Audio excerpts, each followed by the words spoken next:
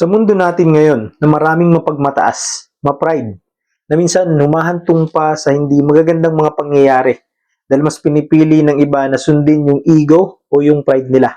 Kasi ayaw ng iba na ipakita na sila ay mahina.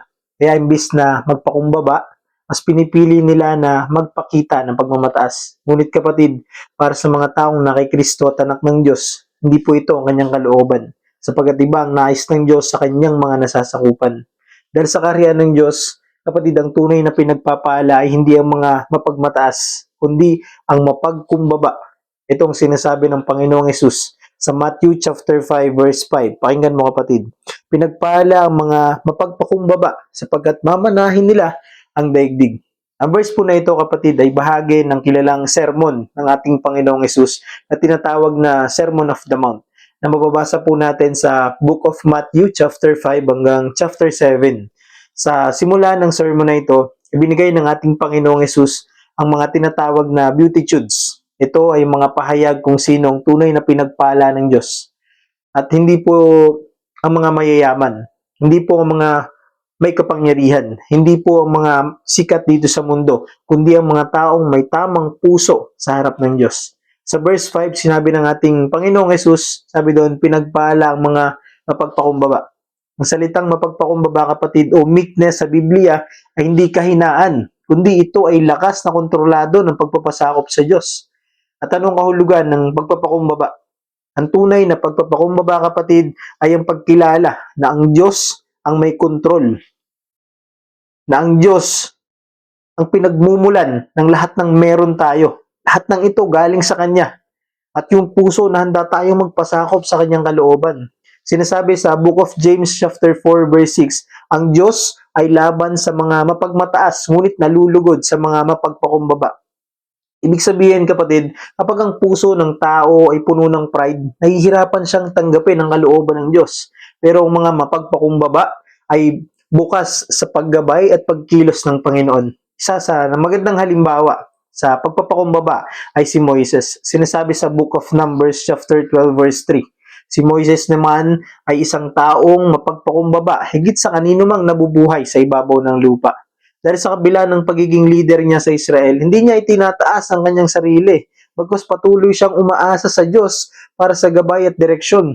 Ngunit kapatid, ang pinakadakilang halimbawa ng pagpapakumbaba ay walang iba kundi ang ating Panginoong Jesucristo. Sinasabi po sa Philippians chapter 2 verse 6 to 8, sabi doon, kahit taglay niya ang kalikasan ng Diyos, hindi niya pinagpilitang manatiling kapantay ng Diyos. Sa halip, kusa niyang binitawan ang pagiging kapantay ng Diyos at namuhay ng isang alipin. Pinanganap siya bilang tao at nang siya'y maging tao, nagpakumbaba siya at naging masunurin hanggang kamatayan. Maging ito man ay kamatayan sa krus. Grabe. Ito ang pinakamalalim na larawan ng tunay na pagpapakumbaba. At ano naman pong ibig sabihin doon sa nabanggit sa verse na mamanahin nila ang daigdig? Kapatid, hindi po ito nangangahulugan ng political power o kayamanan ng mga material dito ng ginto dito sa mundo. Dahil ang tinutukoy po dito ng Panginoong Hesus ay ang pangakong kaharian ng Diyos na ibibigay niya sa mga tunay na sumusunod sa Kanya. At ito po ay konektado sa pangako ng Diyos sa Psalms chapter 37 verse 11. Ang mga mapagpakumbaba ay magmamana ng lupain at magagalak sa kasaganaan ng kapayapaan. Kaya sa huli, ang mga mapagpakumbaba kapatid ang makakaranas ng tunay na pagpapala ng Diyos, pagpapalang walang hanggan. At anong mga aral sa verse na ito na binasa natin? Una, ang pagpapakumbaba ay mahalagang katangian ng tagasunod ni Kristo. Pangalawa, ang Diyos ay nagbibigay ng biyaya sa mga taong nagpapakumbaba sa Kanya. Pangatlo, ang tunay na kadakilaan sa kaharian ng Diyos ay nagsisimula sa pagpapakumbaba. Sabi rin po ng ating Panginoong Hesus sa Matthew chapter 23 verse 12, ang nagpapakataas ay ibababa at ang nagpapakumbaba ay itataas. Mga kapatid, sa mundong puno ng pride, pagmataas, tinatawag tayo ng Diyos na mamuhay ng may pagpapakumbaba sa lahat ng oras at anumang pagkakataon. Ngunit kapatid, ang tanong, handa ka bang magpasakop sa kalooban ng Diyos?